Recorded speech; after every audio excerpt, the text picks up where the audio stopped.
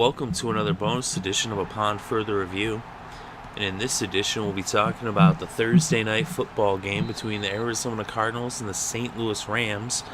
You can catch this Week 14 matchup on December 11th at 8:25 p.m. exclusively on the NFL Network. So Thursday night football on the NFL Network, and this is Upon Further Review. And what you're seeing here is some Madden highlights.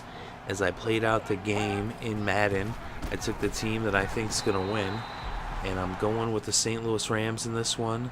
So I'm playing as the Rams against the Cardinals.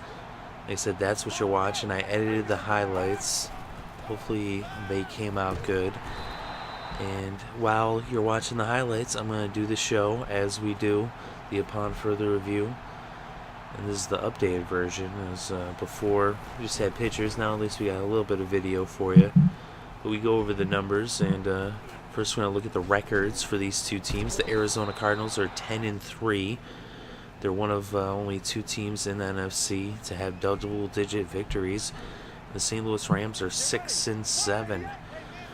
So how did they get to this point? Well, the Cardinals started out 3-0. They won in Week 1 at home against the Chargers. Then in Week 2, they went to New York. They beat the Giants. In Week 3, they came back to Arizona and they beat the 49ers. They had their bye week at that point, and they were one of two undefeated teams after Week 4. Of course, they had their bye week, so they didn't lose, because you can't lose when you play your bye week. They did lose their first game, though, in Week 5. They went to Denver. It was a close game. Carson Palmer got injured in Week 2. They had won that game. They won the next game, and against San Francisco, that was at home with Drew Stanton. But in Denver, Drew Stanton didn't really put up the numbers. They held him to just 118 passing yards. Ellington only had 32 rushing yards, although he did have 112 receiving yards. He had all but 6 of the yards from Stanton. So, well, actually, Stanton went down to it in that game. So it was an 8-point game. At one point it was 28-20, but the final score ended up being 41-20 as the Broncos just ran away with it at the end, ended up winning by 3 touchdowns. But it was a close game, through most of it, through about 3 quarters. But then the last, in the end, they just took it from them. And then, after that, the Cardinals, they went on a 6-game winning streak. It started off with a win against the Redskins, and that was actually in Arizona. Then they went to Oakland, they beat the Raiders. Funny thing about that is those 2 games right there, Redskins-Raiders, that started their 6-game winning streak.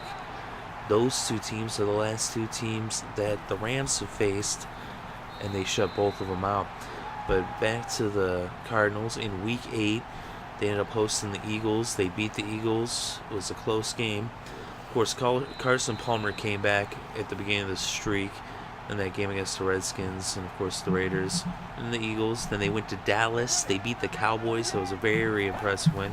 A couple of very impressive wins against 2 tough NFC East teams that are battling out for the top spot in that division.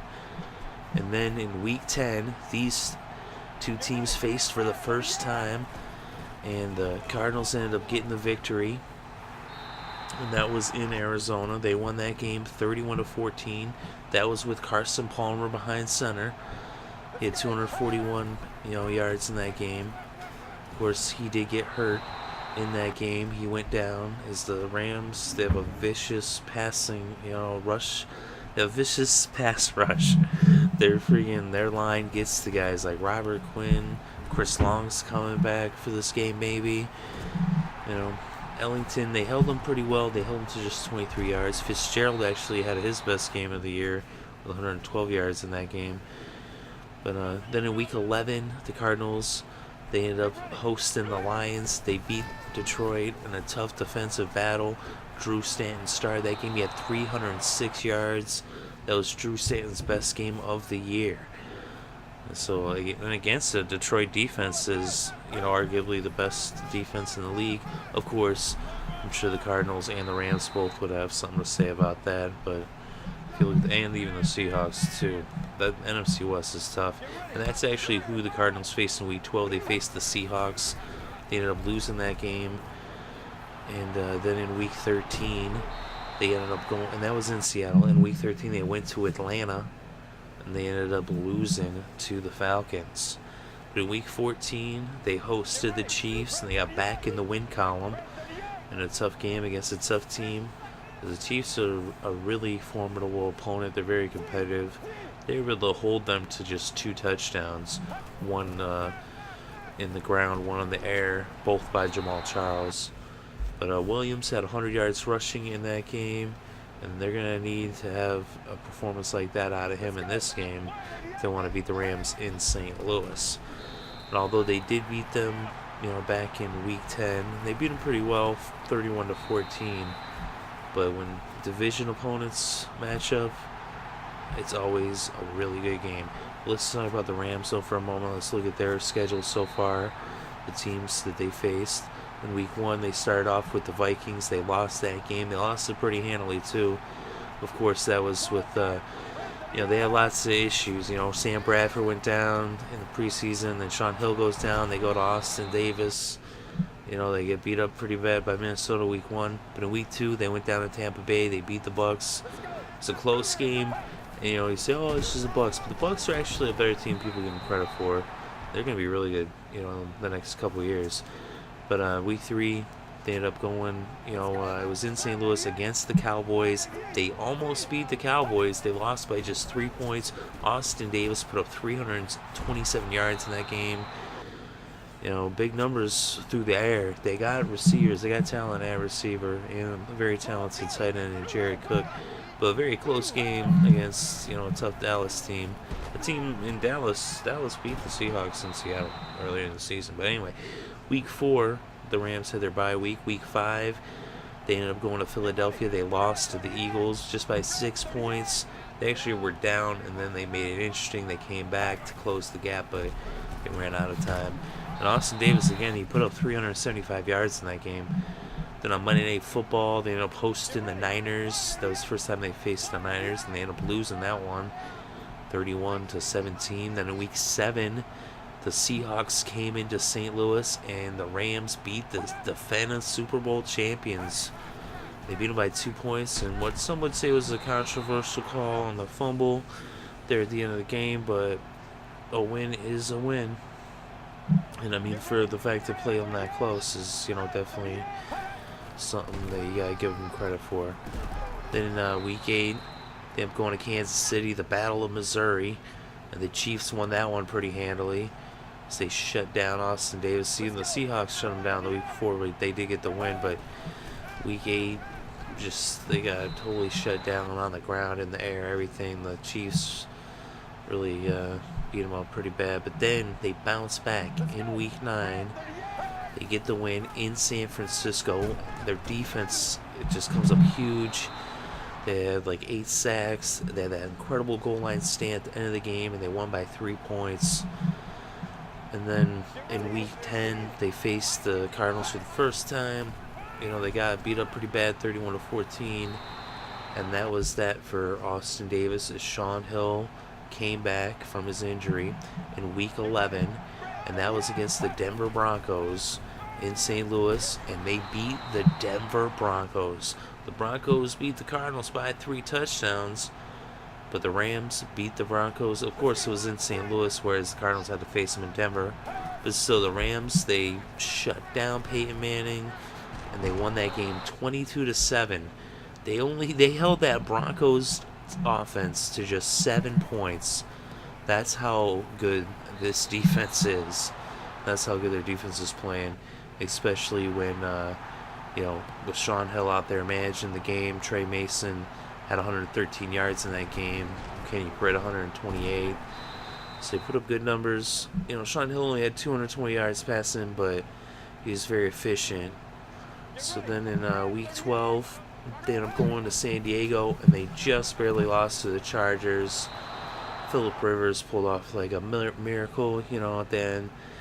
And, he's apt to do that. And they lost the game by just 3 points. It was in San Diego, 27-24. No shame in that. But then in week 13 and in week 14, back-to-back shutouts. And that's, everyone's been talking about it. First at home against the Raiders, 52-0. Then in Washington against the Redskins, 24-0. Last 2 weeks, 76-0 is what they've done in terms of putting points up and shutting them down. And already they're a team that has been, holding offenses down, and they're just really hitting on all cylinders at this point. And coming off the short week, it'll be interesting to see how this plays out. But the Rams right now at 6-7, 3 games left, 2 of them at home. Of course, they got to finish up in Seattle. That won't be easy. And right here, this is going to be a tough game as well against the Cardinals. But I think the Rams can win this game. Let's actually look at the numbers, further into the numbers, as we're going to go and look at the actual rankings of these teams, how they match up statistically. So the Cardinals, when it comes to passing proficiency, they are the 14th ranked team in the NFL when it comes to passing yards per game, and the Rams are the 26th. So right there you see the Cardinals, they can pass the ball. That's actually really where their offense runs through the passing game. Of course, they're a lot better when they have Carson Palmer behind center. Drew Stanton, he can, get the job done, but he is not anywhere close to being what Carson Palmer is. Carson Palmer makes the Cardinals contenders for the Super Bowl. Drew Stanton makes them contenders for the division title, at, maybe at best, but you never know. I mean, back in the day, we've seen backup quarterbacks before win Super Bowl before with great defenses, like Jeff Hostetler. I mean, even not that long ago, I mean, it's kind of a while ago, but the Ravens, Trent Dilfer was their quarterback. He wasn't, I'd say Drew Stanton is better than Trent Dilfer. No offense to Trent Dilfer or anything. It's more, if anything, a credit to Drew Stanton. But Carson Palmer, the way he's been playing, and, he's at the top of his game, I'd say right now, even at his old age. Not that he's that old, but for a quarterback in the NFL. But Carson Palmer seems to have gotten better with age, almost like Rich Gannon when he was with the Raiders, or like Kurt Warner with the Rams. But the Rams, they've been struggling in their passing game. A lot of that is because they were rolling with their third-string quarterback. But now they got their second-string quarterback back, and they've been doing really good since Sean Hill's been back. They're just in the last 4 games, 3-1. That's pretty nice numbers. They won the one game they lost to the Chargers, and that was only by 3 points, or else they'd be 4-0 with him back. But so I mean, the numbers don't really give an accurate portrayal of how good the Rams' passing game is at this point. That's the thing too. But let's look at the defense, the passing defense. The Cardinals are actually 27th when it comes to passing yards allowed per game. The Rams are 14th. And that's something that, I think a lot of people will be surprised. If you don't actually look at the numbers, you wouldn't know that the Cardinals let up a lot of passing yards. They were at one point last in the league, actually, not that long ago, a few weeks ago. And they've been crawling up. Now they're at 27th.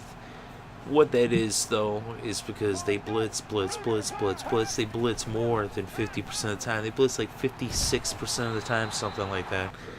They are a blitz-happy team.